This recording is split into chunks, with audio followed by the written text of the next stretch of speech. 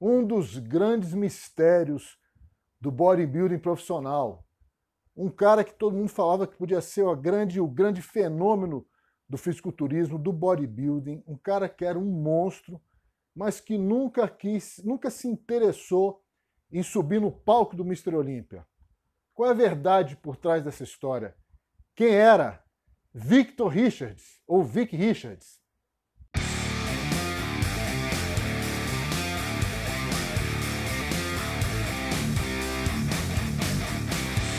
Joe Weider, Ben Weider, dois irmãos, são os responsáveis por toda essa criação, por tudo que nós conhecemos em termos de bodybuilding moderno. Criaram um império nisso aí e usaram muito a mídia, criaram excelentes revistas, algumas até hoje são campeãs de vendas, como a Muscle Fitness, como a Flex Magazine. Uma das grandes estratégias do Joe Weider era procurar sempre um ícone, alguma figura carismática para levantar a venda das publicações, levantar a procura pelas revistas. Foi assim com o Schwarzenegger. Ele descobriu o Arnold, fez uma parceria com o Arnold, tornou o Arnold, ajudou a tornar o Arnold o que ele é, e junto com o Arnold ele deu um arranque no esporte e nessas publicações. Então ele sempre procurava essas pessoas, esses atletas que pudessem chamar atenção. E foi assim que nos anos 90, século passado, do nada, apareceu um cara chamado Victor Richards, que todo mundo, os amigos, intimamente conhecido como Vic Richards. A ideia de falar desse cara nesse vídeo veio das lives que eu tenho feito no meu perfil no Instagram, @FredTreinoPesado. Eu coloquei uma foto do Vic Richards no meu perfil e muita gente se interessou. Realmente tem uma galera muito nova hoje usando a internet que não teve a informação que a gente teve. Então eu resolvi trazer esse tema aqui para os nossos vídeos. E é bom que a gente fala muito em genética, predisposição genética para o esporte, e a galera fica meio confusa. Então sente a história desse cara, as características dele.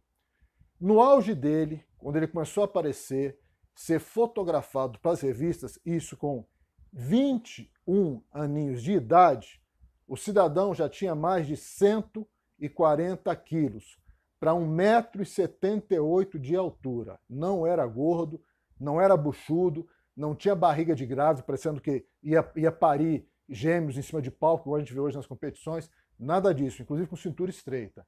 Ele era um nigeriano, mudou cedo com a família, junto com a família dele, para os Estados Unidos. Como toda a modernidade que tem nos Estados Unidos, todo incentivo ao esporte, ele rapidamente se interessou pelo wrestling, né, a versão americana da luta greco-romana, por futebol americano, e acabou indo para a sala de musculação, que lá sempre foi uma coisa normal, para melhorar, ganhar mais massa muscular, e aí foi aquela história, começou a explodir.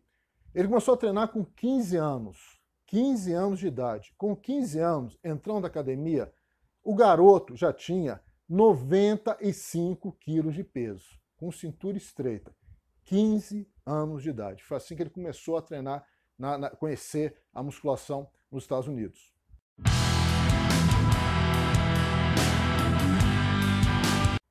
Com 17 aninhos, ele resolveu, claro, evoluindo rápido, a galera toda assustada, botando gás no cara. Meu irmão, larga tudo e vai ser bodybuilder.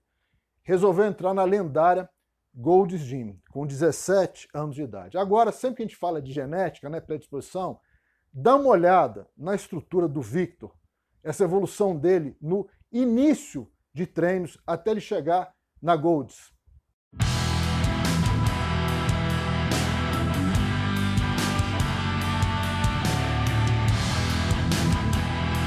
Pois é, tá vendo aí o que é genética?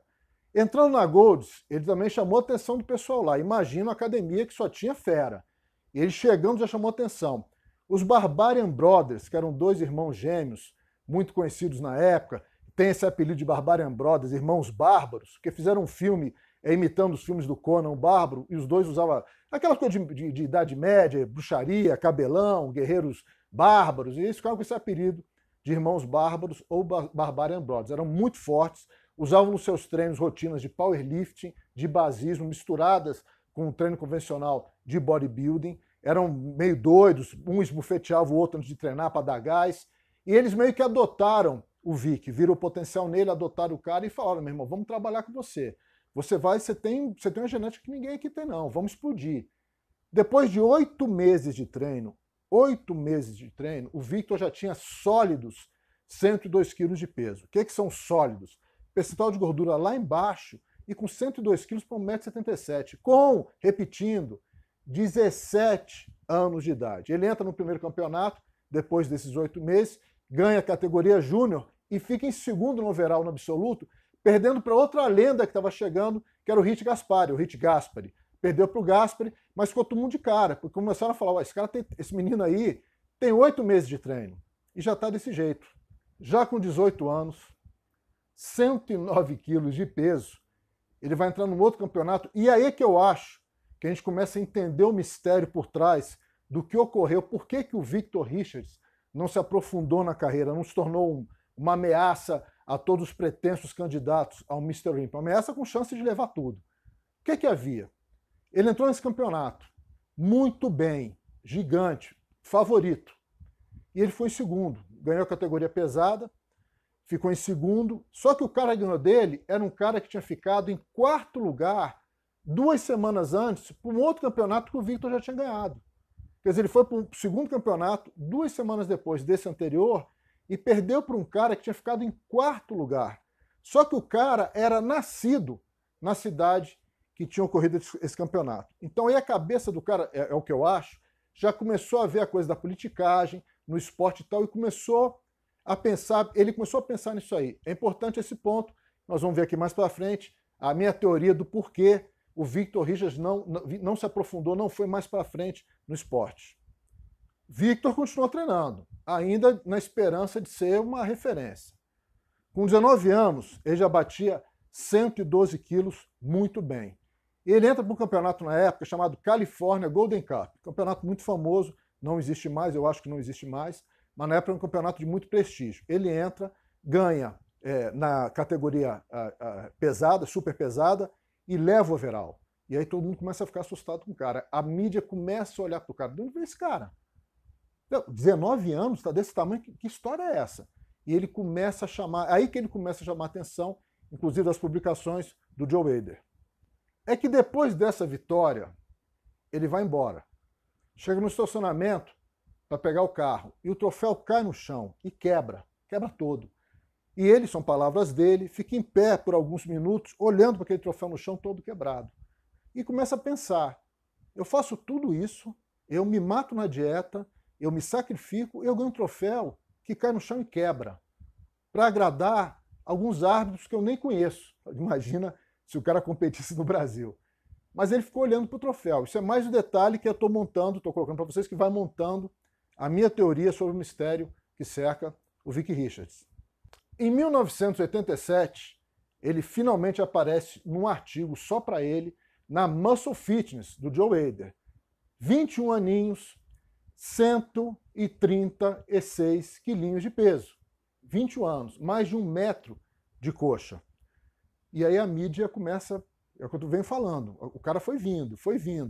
Nessa reportagem eles mediam, eles mostravam o Victor Richards fazendo extensora, fazendo agachamento, fazendo rosca direta e medindo o braço, a perna e mostrando nas fotos que as medidas eram reais. Repetindo, estou falando de um cidadão com 21 anos de idade.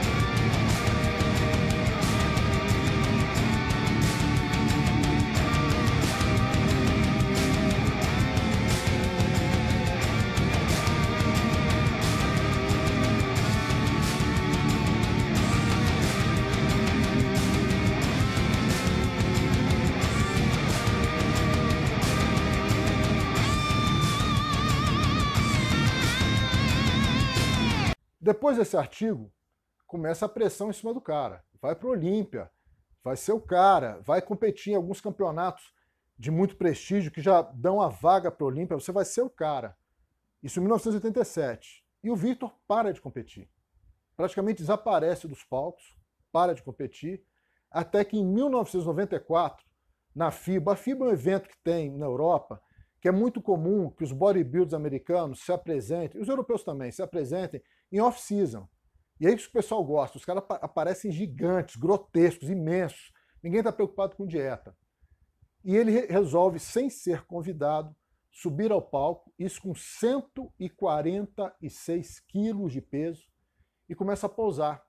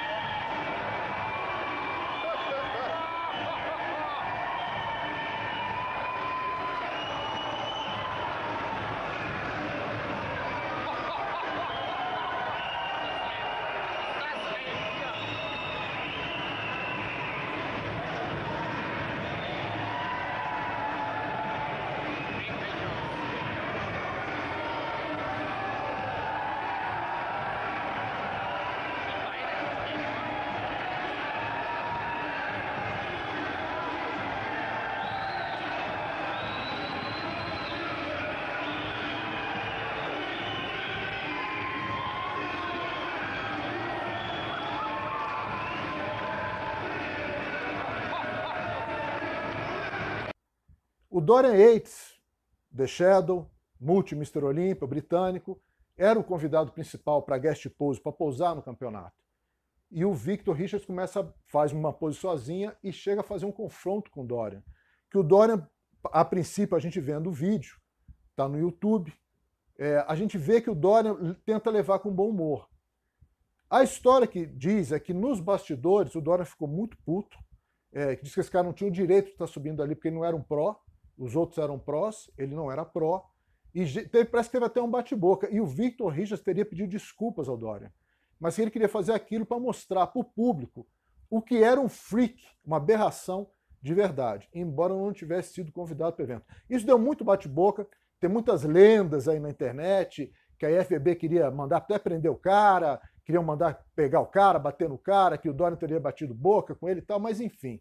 O que é mais lógico é isso mesmo. Ele se apresentou sem ser convidado, a galera pirou, que o cara era muito grande, e parece que o Dorian, que não tinha o tamanho do cara, embora tivesse mais qualidade mesmo em off, teria ficado intimidado, e isso teria gerado algum tipo de discussão nos bastidores, e que o Vic teria pedido desculpas ao Dorian. Eu acredito nisso. Eu acho que é por aí. Não chegou a sair briga, ninguém foi preso, a história teria morrido aí. E nesse momento a mídia voltou a cair em cima dele e perguntar, pô, você some, você desaparece, você faz uma apresentação dessa. Ele falou o seguinte, ele não queria fazer dieta, ele gostava de ficar grande. O negócio dele é ficar grande, pesado, é o que ele gostava de fazer. Ele não ia fazer uma dieta para agradar árbitros que de repente não dariam a premiação para ele só porque ele não era amigo dos árbitros, ou não morasse na cidade dos árbitros, ou os árbitros não fossem simpáticos por alguma razão a ele. Então ele não ia se matar. E ele começa a chamar, isso estamos falando de 1994, ele começa a chamar os bodybuilders de kamikazes. Vocês sabem o que é kamikaze, né? Chamar os caras de kamikazes por causa da quantidade de coisas que os caras estavam usando, isso em 1994. Se ele visse o que estão usando hoje, então ele falava que era uma corrida suicida. E ele não queria isso para ele. Ele não via outro jeito para secar, ganhar qualidade naquele tamanho todo que ele conseguia, sem usar muitas drogas nos conceitos de 1994. E ele não ia participar disso, porque ele achava que era uma loucura, eram todos kamikazes. E ele passa a fazer apresentações, palestras, porque ao mesmo tempo ele se forma em psicologia e faz um curso de filosofia. O cara era grande e era cabeça. Ele começa a fazer palestras pelos Estados Unidos, aliando o bodybuilding, o treinamento, essa coisa da filosofia, da melhora do ser humano e tal. E chega a convidar um outro monstro, que era o Paul Gillett, ou Paul Gillett, um cara muito alto, muito grande, que na opinião dele era o único bodybuilder realmente freak como ele. Os outros ele não considerava. Mas o Paul Gillett fica simpático à ideia, chega a aceitar, mas segundo conta na época, a FBB proibiu. Falou que se ele fosse dar as palestras junto com o Victor Richards, ele não poderia mais competir nos palcos profissionais. Então essas palestras foram dadas somente pelo Victor Richards. Agora, como é que esse monstro treinava? Ele vinha de uma escola, como eu citei, que misturava a musculação com powerlifting. Então ele usava muito peso, exercícios multiarticulares, básicos, muita carga. Ele não acreditava em exercícios isoladores. Você não ia ver o Victor Richards fazendo, por exemplo, elevação lateral, sabe? Ele fazendo crossover. O negócio dele era peso, exercício básico, muito peso, com muito descanso. As marcas dele, eu até anotei aqui para não me perder, vou repetir aqui para vocês, para a gente ficar triste junto. No auge dele, ele fazia supino com halteres cada um de 90 quilos, portanto 180 quilos. Além da gente não conseguir fazer isso, onde é que você vai achar no Brasil halteres de 90 quilos? Não tem. Ele fazia supino com halteres de 90 quilos. Ele não gostava muito de fazer com a barra, ele começou a sentir o ombro. Ele fazia desenvolvimento frontal, barra livre, com 200 quilos. Eu estou falando de 8, 9, 10 repetições. Ele agachava para algumas repetições só com 400 quilos. Fazia rosca direta, barrinha reta, com 140 quilos. Dizia que nunca usou um cinto, nunca usou uma munhequeira, nunca usou a joelheira, nunca usou faixa de joelho, nunca usou tensor no cotovelo. Então vocês vejam que o cara tem uma estrutura, inclusive tecido conjuntivo, os ligamentos, tendões, para fazer tudo isso. Quer dizer, o cara nasceu para aquilo ali. É para aquilo. Eu às vezes falo um negócio, eu tenho uma frase, né? O campeão, você treina. Gente, campeão, esporte de alto rendimento, você nasce. É a questão só do cara querer se dedicar para o esporte adequado para ele ser bem treinado. Mas você nasce, o campeão nasce. Você não fabrica campeão. Pode encher o rabo de droga, você não fabrica campeão. Você nasce para aquilo ali. E o Vic é um exemplo claro disso aí. Como que esse monstro comia? Primeiro, uma coisa muito legal, que eu, claro, gostei bastante. Quem me segue no meu perfil, vê minhas lives, vai entender. Ele só treinava em jejum, pela manhã. Ele detestava comer e treinar. Ele falava que quando ele comia, ele ficava bem-humorado. Quando ele ficava em jejum, ele ficava com fome, mas irritado, com raiva. Aí detonava no treino, descarregava no treino. Ele gostava de treinar com raiva. Então ele não comia, treinava em jejum. Tem uma lenda que fala, o Vitor comia 30 mil calorias por dia. Isso é mentira. Ele já falou que no momento, uma viagem no Caribe, as comidas são muito densas, muito calóricas. Ele brincando, eu acho que eu comi tanto que eu acho que comi umas 30 mil calorias. Isso virou matéria de reportagem nas revistas de bodybuilding, mas é mentira, ele nunca comeu. Ele dizia comer entre 8 mil e 10 mil calorias. Basicamente, frango, que ele gostava demais, peito de frango, ovo e arroz integral. Frango ele podia comer mais de 15 peitos de frango por dia. Ovo ele comia no mínimo 60 ovos, e dependendo do aumento da dieta, ele ia tirando as gemas. Então ele podia comer 60 claras, 20 gemas, 60 claras, 10 gemas, 60 claras, 30 gemas, dependia do aumento da dieta. Então isso que ele gostava de comer, basicamente ele comia diariamente. Mas Fred, será que ele seguia algum método específico de treino? Não, ele era contra. Ele gostava de ter liberdade para treinar. Ele não tinha nenhum método, ele estava sempre variando, usava tudo, desde que fosse com muito peso, exercícios básicos. Então o Victor Richards não usava nenhum desses métodos aí, XPTOZ, X30-27, não tinha nada disso com ele não. Ele usava várias metodologias, juntava tudo, mas o mais importante, usava muito peso. Ele falava que gostava de se divertir no treino. Então ele ia com raiva e arregaçava no treino, que isso para ele era diversão. Então ele gostava de ter alguma liberdade para escolher que grupo ele ia utilizar naquele dia. Ele não seguia uma periodização à risca.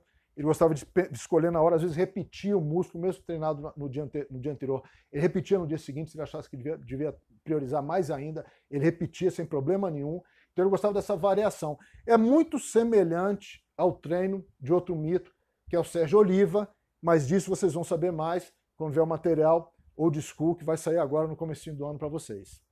Essa foi a história desse fenômeno. O que eu acho, eu vinha falando no decorrer do vídeo, eu acho que o Vitor, nesse momento que o troféu caiu e quebrou, depois do campeonato, ele teve um insight, que eu entendo perfeitamente. Ele olhou assim e falou, eu me mato, me sacrifico, perco o volume que eu gosto tanto de carregar, de ter, para agradar juízes que eu não sei se vão premiar, nem conheço, ainda tenho que usar um monte de coisa que eu possa estar arriscando a minha vida, e eu não quero isso. Eu quero ficar grande, Quer ficar grande, grande, grande. Não estou preocupado se a pele está fina, se a pele está soltando, se tem um monte de veia. Estou cagando. O negócio do cara é ficar grande. Então eu acho que ele foi se decepcionando com isso. Ele achava, o que eu acredito, que ele tinha que se dispor a uma outra vontade, a vontade de terceiros, que não era a vontade dele. Quando ele viu que isso era bodybuilding, ele saiu fora. O negócio dele não era esse. Dá mais força a isso a questão de ele chamar todo mundo de kamikaze, de suicida. Repetindo, imagina se ele visse o que estão fazendo hoje em termos de drogas. Mas o Vitor está bem, é um cara um ano mais novo do que eu, ele é de 64, tá gigante, e aí tem uma foto dele agora, de hoje, atual. Então participe aqui do canal. Eu falei que vai ter sorteio do Furioso, Fusion, vai ter. Os próximos vídeos eu vou adiantar para vocês. Betaína, betalanina, tadalafil. Vou explicar isso tudo, como é que funciona, se você pode comprar de todo mundo que tem na internet ou se você não pode, e mais umas outras coisas. Tá? Essas pautas eu estou fazendo agora muito em cima das lives. Então vai lá no @Fred Treino Pesado, eu sempre aviso quando vou fazer live. Estou levantando os assuntos muito em cima também das perguntas que estão me fazendo lá no perfil. Tá certo? Aquele abraço.